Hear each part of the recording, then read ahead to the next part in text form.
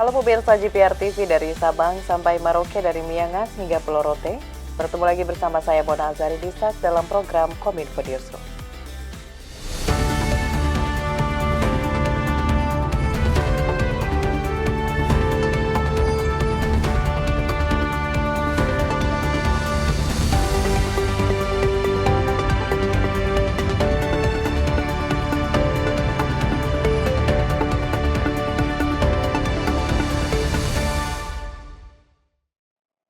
Pemirsa, kita ke informasi pertama. Presiden Joko Widodo meresmikan Bendungan Lewi Keris di Tasikmalaya, Jawa Barat. Bendungan ini menjadi bendungan ke-44 yang diresmikan Presiden Joko Widodo dalam kurun waktu 2 dekade kepemimpinan Presiden Jokowi. Bendungan yang dibangun sejak tahun 2016 tersebut menghabiskan anggaran hingga 3,5 triliun rupiah.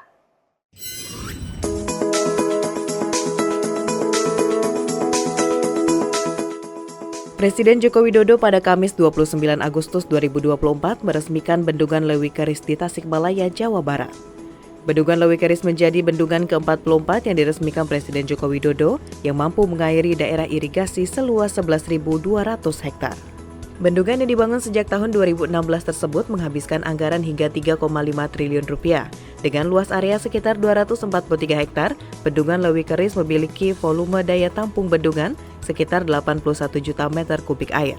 Presiden Jokowi berharap bendungan ini bisa bermanfaat dengan multifungsi bagi masyarakat sekitar, baik untuk air baku, air irigasi, pengendalian banjir, dan pembangkit listrik. Ini bendungan dari 44 bendungan yang sudah saya resmikan, ini adalah bendungan yang menelan biaya paling besar. 3,5 triliun, biasanya 800 miliar, 1 triliun atau 1,5 triliun. Ini sekali lagi 3,5 triliun dengan luas genangan yang juga tidak kecil, 243 hektar. Dan volume daya tampung juga sangat besar, 81 juta meter kubik air. Kita harapkan ini manfaatnya betul-betul multifungsi, baik untuk air baku, baik untuk air irigasi, baik untuk pengendalian banjir, dan juga pembangkit listrik. Presiden Joko Widodo meresmikan penggantian 16 jembatan kalender Hamilton yang tersebar di 8 kabupaten dan kota Provinsi Jawa Barat. Dengan panjang keseluruhan jembatan mencapai 1.030 km, nilai investasi pembangunan ini mencapai 1,9 triliun rupiah. Dalam kunjungan kerjanya ke Provinsi Jawa Barat, Kamis 29 Agustus 2024, Presiden Joko Widodo meresmikan 17 jembatan dan 22 ruas jalan yang berada di berbagai titik di Provinsi Jawa Barat. Peresmian puluhan infrastruktur itu dipusatkan di Jembatan Citandui yang berada di Kota Banjar, Provinsi Jawa Barat dan dilakukan secara hibrid. Infrastruktur yang diresmikan terdiri dari 16 jembatan pengganti model kalender Hamilton, Jembatan Cilose, dan 22 ruas jalan yang dibangun dengan menggunakan impres jalan daerah.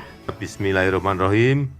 16 jembatan pengganti kalender Hamilton, 22 ruas jalan yang dibangun dengan impres jalan daerah, dan Jembatan Cilose di Provinsi Jawa Barat saya resmikan pagi hari ini. Presiden menjelaskan 16 jembatan pengganti kalender Hamilton tersebar di 8 kabupaten dan kota yang ada di Jawa Barat. Jembatan pengganti ini dibangun dengan biaya total 1,9 triliun rupiah dengan panjang keseluruhan jembatan tersebut mencapai 1.030 km. Sementara untuk 22 ruas jalan impres yang telah selesai diresmikan sepanjang 121 km dengan anggaran yang terserap senilai 521 miliar rupiah. Selanjutnya untuk Jembatan Cilose di Kota Tasikmalaya memakan biaya sebesar 112 miliar rupiah.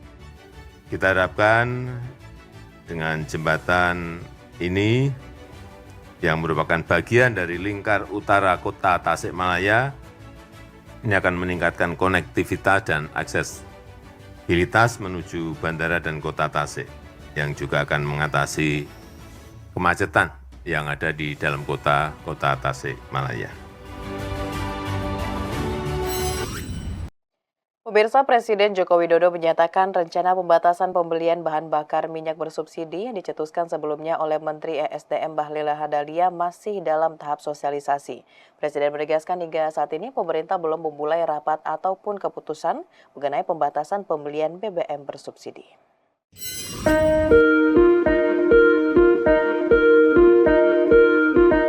Dalam keterangan pers usai meresmikan Gedung Pelayanan Kesehatan Ibu dan Anak Rumah Sakit Sarjito Yogyakarta di Kabupaten Sleman, Daerah Istimewa Yogyakarta, Presiden Joko Widodo menanggapi rencana pemerintah membatasi pembelian bahan bakar minyak bersubsidi yang dilaksanakan pada 1 Oktober mendatang. Presiden menekankan bahwa sampai saat ini belum ada rapat bahkan keputusan mengenai pembatasan pembelian BBM bersubsidi. Kendati demikian, Presiden pun mengungkapkan alasan mengenai pembatasan pembelian BBM tersebut, utamanya terkait dengan masalah polusi udara dan juga efisiensi anggaran pendapatan dan belanja negara. Yang pertama, ini berkaitan nanti ya, utamanya di Jakarta itu dengan polusi. Yang kedua, kita juga ingin agar ada efisiensi di APBN kita, terutama untuk yang 2025. Sebelumnya, Menteri Energi dan Sumber Daya Mineral Bahlil Lahadalia menyebut pembatasan pembelian BBM bersubsidi baru akan dilaksanakan setelah adanya penetapan peraturan menteri. Nantinya peraturan terkait pembelian BBM bersubsidi akan diatur dalam Permen ESDM, bukan lagi peraturan Presiden nomor 191 tahun 2014 tentang penyediaan, pendistribusian, dan harga jual eceran BBM yang saat ini sedang proses revisi. Pemirsa, usai jeda pariwara, Kominfo Newsroom akan kembali dengan informasi lainnya. Tetaplah bersama kami.